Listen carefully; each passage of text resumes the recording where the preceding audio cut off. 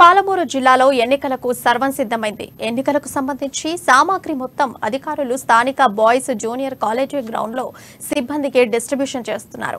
ఉమ్మడి పాలమూరు జిల్లాలో 3861 పోలింగ్ కేంద్రాలకు గాను 25,000 మంది సిబ్బంది ఎన్నికల విధుల్లో పాల్గొంటున్నారు. సమస్యాత్మక ప్రాంతాల్లో కేంద్ర పారామిలిటరీ దళాలతో కట్టుదిట్టమైన భద్రతా ఏర్పాట్లు చేశారు.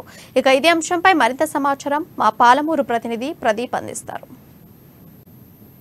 ఉమ్మడి పాలమూరు జిల్లాలో చివరి ఘట్టమైన ఎన్నికల ప్రక్రియ మొదలైంది. రేపు ఉదయం 7 గంటల నుంచి సాయంత్రం 5 గంటల వరకు ఏదైతే ఉమ్మడి పాలమూరు జిల్లాలో ఓటింగ్ జరగబోతుంది, దీనికి సంబంధించిన ఏర్పాటు ఇప్పటికే పూర్తయ్యాయని చెప్పొచ్చు. అయితే జిల్లా మొత్తం మీద 199 మంది అభ్యర్థులు ఈ ఎన్నికల్లో పోటీ పడుతున్నటువంటి పరిస్థితి ఉంది. అయితే జిల్లాలో మొత్తం ఓటర్లు 33,26,607 మంది ఓటర్లు ఉన్నారు.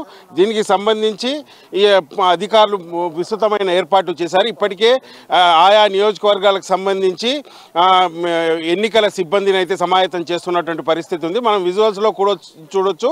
అయితే దీనికి సంబంధించి ప్రక్రియ మొదలైంది. ఎక్కడికక్కడ అధికారులు ఎప్పటికప్పుడు ఎటువంటి అవాంఛనీయ సంఘటన జరగకుండా అప్రమత్తంగా ఉన్నారు. అయితే భారీగా పోలీసులను కూడా సమాయత్తం చేస్తున్నటువంటి పరిస్థితి ఉంది. ఇప్పటికే 100 పారామిలిటరీ బలగాలు అయితే ఇక్కడికి చేరుకున్నాయి. దీనికి సంబంధించి అధికారులు కూడా విస్తృతమైన ఏర్పాటు చేశారు. అయితే ఎన్నికల విధుల్లో పాల్గొనే అధికారులు ఇప్పటికే వచ్చి ఉన్నారు. దానికి సంబంధించి మనతో ఎన్నికల అధికారి ఉన్నారు, వారిని అడిగి మరిన్ని విషయాలు తెలుసుకుందాం. సార్ చెప్పండి, ప్రధానంగా ఎన్నికలకు సంబంధించిన ప్రక్రియ ఎలా జరగబోతుంది, ఎలా ఉండబోతుంది, దానికి సంబంధించిన ఏర్పాట్లు ఏం చేశారు?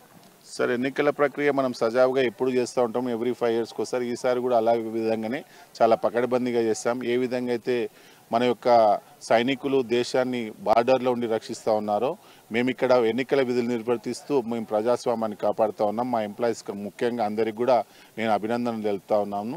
అదేవిధంగా ఇక్కడ ఎన్నికలు ఎవరైతే మహబూబ్నగర్ అసెంబ్లీ కాన్స్టిట్యున్సీలో ఎన్నికల విధులు నిర్వర్తించడానికి వస్తూ ఉన్నారో వాళ్ళందరికీ కూడా మేము సెక్టార్ వారీగా మేము కౌంటర్లు ఏర్పాటు చేయడం జరిగింది. అక్కడ మేము డిస్ప్లే చేయాలంటే వాళ్ళకి టీం అని ఒక ఆర్డర్ వస్తుంది సార్. ఆ టీంకి ఎదురుగా మేము పిఎస్ అలాట్ చేసి ఉన్నాము. ఆ పిఎస్ని చూసుకొని మళ్ళీ ఏ సెక్టార్కి అనేది కూడా డిస్ప్లే చేయడం జరిగింది సార్. అవన్నీ చూసుకొని కూడా వాళ్ళు సెక్టార్ వారీగా వెళ్ళి కూర్చుంటారు. అక్కడ మేము అటెండెన్స్ తీసుకుంటాము. తీసుకున్న తర్వాత అక్కడనే మెటీరియల్ కానీ అటెండెన్స్ కానీ మొత్తం కూడా అక్కడనే ఇచ్చేస్తాము. దాని తర్వాత వచ్చేసి వాళ్ళకు మధ్యాహ్నం ఇక్కడ భోజనం చేయించి తమ మొత్తం 53 బస్సులను ఇక్కడ ఏర్పాటు చేయడం జరిగింది సెక్టార్ వారీగా. వాళ్ళందరినీ కూడా దాదాపు 2 గంటల లోపల వాళ్ళందరినీ కూడా తమ పిఎస్లో చేర్చే విధంగా చూస్తూ ఉన్నాం సార్. అక్కడ పిఎస్లో కూడా అన్ని కూడా ఫెసిలిటీస్ మేము ఏర్పాటు చేయడం జరిగింది ఓటర్లకు సంబంధించి. అయితే ఎన్నికలకు సంబంధించి పోలింగ్లో ఎంతమంది అధికారులు ఉండబోతున్నారు, ఎటువంటి చర్యలు చేపట్టారు? దాదాపు పోలీస్ సిబ్బందితో మా సిబ్బందితో కలుపుకుంటే మహబూబ్నగర్ అసెంబ్లీ కాన్స్టిట్యున్సీలోనే దాదాపు 2,500 నుంచి 2,800 మంది వరకు ఎన్నికల సిబ్బంది అంటే పోలీసులు మేము కలిపి ఉండబోతున్నాము. చాలా ఎన్నికలు ఈసారి చాలా పకడ్బందీగా నిర్వర్తిస్తున్నాము. అయితే దీనికి సంబంధించి ఓటర్లకు ఎటువంటి సూచనలు చేస్తున్నారు, ఎటువంటి జాగ్రత్తలు చెప్తున్నటువంటి పరిస్థితి ఉంది? అయితే ఓటర్లు ఓటింగ్కి వచ్చే ముందు ఎటువంటి గుర్తింపు కార్డులు తీసుకురావాలి? ఓటర్లకు ఆల్రెడీ మేము ఓటర్ ఇన్ఫర్మేషన్ స్లిప్స్ అని మేము పంచడం జరిగింది సార్. దాంట్లో వారికి అన్నీ కూడా అంటే ఇన్ఫర్మేషన్ ఉంటుంది. వాళ్ళకి ఏపీఎస్లో ఓటు హక్కు ఉంది, ఎప్పుడు వెళ్ళాలి, సమయం ఎప్పుడుందని అన్నీ కూడా. తర్వాత దాని బ్యాక్ సైడ్లో ఏ యొక్క ఆధారాలు తీసుకెళ్ళాలని కూడా మేము ఇచ్చాం సార్. కాకపోతే ఆ ఓటర్ ఇన్ఫర్మేషన్ స్లిప్ అనేది అక్కడ ఆధారంగా తీసుకెళ్ళొద్దు. ఓన్లీ ఎపిక్ కార్డ్ లేదంటే ఆల్టర్నేటివ్ 12 ఉన్నాయి సార్. అదేవిధంగా బ్యాంక్ పాస్బుక్ కానీ డ్రైవింగ్ లైసెన్స్ కానీ తర్వాత వివిధ రకాల 12 రకాలు ఉన్నాయి. అవి ఏది తీసుకెళ్ళినా అక్కడ ఓటు హక్కు వినియోగించడానికి వీలుగా ఉంటుంది. అయితే ఈ జిల్లాకు సంబంధించి ఎన్ని పోలింగ్ బూతులు ఉన్నాయి, ఎటువంటి సమస్యాత్మక ప్రాంతాల్లో ఎటువంటి చర్యలు చేపట్టారు? దాదాపు మా మహబూబ్నగర్ అసెంబ్లీ కాన్స్టిట్యూన్సీలో మొత్తం 272 పోలింగ్ స్టేషన్స్ ఉన్నాయి సార్. కాకపోతే రీసెంట్గా ఆక్సిలరీ పోలింగ్ స్టేషన్స్ 3 పెట్టడం జరిగింది సార్. 129, 131, 151లో. ఎందుకంటే అక్కడ 1,500 కన్నా సంఖ్య పెరిగింది కనుక అక్కడ మేము ఆల్రెడీ మళ్ళీ ఆక్సిలరీ కూడా పెట్టినాం సార్.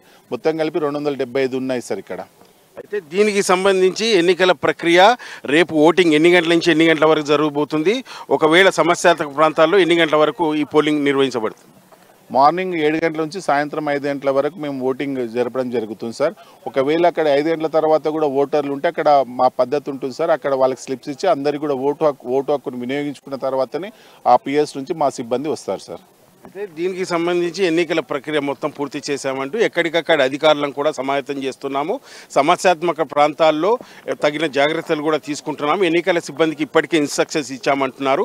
అయితే దీనికి సంబంధించి ఈరోజు లంచ్ తర్వాత ఎక్కడికక్కడ అధికారులు పోలింగ్ బూత్లకు వెళ్లాల్సి ఉంటుంది. దీనికి సంబంధించి వాహనాలను తర్వాత ఏర్పాటు చేసినట్టు కూడా చెప్తున్నారు. ఎటువంటి అవాంఛనీయ సంఘటన జరగకుండా పోలీసులు కూడా 100 పారామిలిటరీ బలగాలతో అయితే బందోబస్తు నిర్వర్తిస్తున్నటువంటి పరిస్థితి.